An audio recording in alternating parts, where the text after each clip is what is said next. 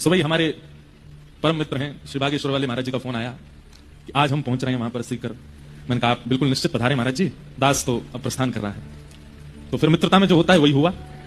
आम पाम 100 साल की कुट्टी, ना तुम हमें जानते ना हम तुम्हें जानते, कोई हमारी पहचान नहीं। अरे मैंने कहा ऐसे तो नहीं। बोले हम 2 बजे पहुंच जाएंगे, हमको आप हवाई पट्टी पर मिल लीजिएगा और वहां से आप जयपुर चले जाना। मैंने चलो पहले दिन की कथा आधा पौना घंटा लेट कर देंगे। अब हम हवाई पट्टी पर खड़े हैं, उनका जो प्राइवेट हवाई जहाज है वो उतरा वहां 4 बजे।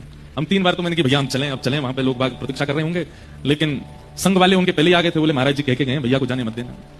अब मैंने कि एक तरफ तो हमारी कथा विलंबित हो रही है, दूसरी तरफ मित्र रूठ जाएगा, दोनों तरफ की बात थी, क्या करें। फिर भी मन में विचार आया कि निकल, एक बार तो हम निकलने को हो ही गए। मैंने चलो अब नहीं रुक रहे, अब सीधे चाहे 1-1.5 घंटा लेट कथा होगी, 2 घंटा लेट हो जाएगी, हम जा ही रहे हैं।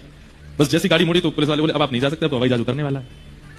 तो हमने फिर योजना बनाई कि अब एक काम करते हैं, हाईवे पे गाड़ी खड़ी कर देते हैं, थोड़ी दूर तक हम चलेंगे, फिर उस गाड़ी में बैठ के हम जयपुर चले जाएंगे। महाराज जी आए, बैठे गाड़ी में। अब उनके संग तो सुनामी चलती है ना, तो जैसे तैसे हम निकले तो हाथ पकड़ के, मैं गाड़ी चला रहा था, तो मैंने कहा थोड़ी दूर महाराज जी रेवासा यूं मुड़ जाना है, तो मैं वहां उतर जाऊंगा, आप चले जाना, हम सीधे जयपुर निकलेंगे। तो फिर वो लोकेश जी हमारे संग में ही थे और भी संग, तो बोले यजमान तो संग ही घूम रहे हैं, आपको तो दिक्कत क्या है। मैंने कहा नहीं महाराज जी ऐसी बात नहीं है, वहां इतने सारे लोग, मुझे फोन पे फोन आ रहे थे, बोले कि लोग बाग आके सब बैठ गए। मैंने कहा भाई ज्यादा नहीं, हम 5:30 बजे तक तो पहुंच ही जाएंगे। अब उन्होंने हाथ पकड़ा, बोले कि देखिए ये हाथ जो हम दोनों ने पकड़ा है ये आज छूटने नहीं पाए, जिसने इसको छुड़वाया फिर वो हम दोनों की मित्रता तोड़वाने का भागीदारी होगा। बातें यहां तक होने लगी, हमने खूब हाथ पांव जोड़े। मैंने महाराज जी आपके जैसे श्रोता नहीं है हमारे, मैंने आप तो आओ 10 बजे तो भी बैठे रहेंगे, हमारे तो बेचारे, हमें पता है ना सब ज्यादातर युवा हैं, कोई घर झूठ बोल के आया होगा, कोई देखो ये जितने हंसे सब झूठ बोल के आए हैं कोई घर झूठ बोल के आया होगा, कोई अपने मित्र से झूठ बोल के आया होगा, कोई बेचारा बस में लटक के आया होगा, कोई ऑटो कर, कोई किसी से लिफ्ट लेके आया होगा और बस कही रहा होगा बस अभी आने वाले महाराज जी, 15 मिनट और रुक जाओ, 10 मिनट और रुक जाओ। कई होंगे तो छोड़ छाड़ के चली भी गए होंगे, बोले तू बैठा रहे यहाँ पे, तेरे महाराज जी तो आ नहीं रहे। तो हमने सब बात बताई, बोले मंच पे हमको बैठा के आप चले जाना। मैंने कहा आपको मंच पे वहां हजारों की भीड़ है। अब मंच पे जैसे पहुंचे तो बोले 2 मिनट में हम चली रहे। मैंने कहा महाराज जी मैं निकलता हूं। बोले एक काम करते हैं, एक आपको ऑफर देते हैं। मैंने क्या? बोले अब आप कितने बजे पहुंचोगे जयपुर? मैंने कहा मैं अब निकला तो 7 तो बज ही जाएंगे। तो बोले हम आपको अपने हवाई जहाज से छोड़ देंगे जयपुर, चलो। अब हम लोकेश जी को देखें, लोकेश जी मुझे देखें। मैंने कहा क्या करें, अभी हमारी ग्रंथ भी नहीं आए, वो रस्ते में ही है।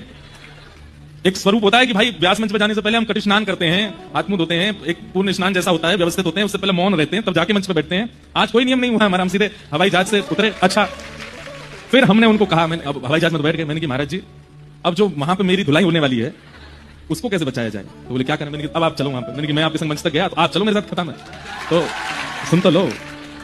अब वो अपने बताने लगे हमारे तो ये क्रम है, हमको दिल्ली पहुंचना है। मैंने कहा ये सब मैं कथा छोड़ के बैठा हूं अपनी, मेरे सब श्रोता बैठे वहां पे। तो फिर वचन दिए, बोले कि मैं अगले 7 दिन के अंदर आ जाऊंगा, आप निश्चिंत रहो। तो महाराज हवाई जहाज उतर गया, जयपुर में गेट खुल गया। मैंने कहा मैं उतरूंगा नहीं, पहले बोल के जाओ आओगे। बोले मैं पक्का हूं। ठीक है।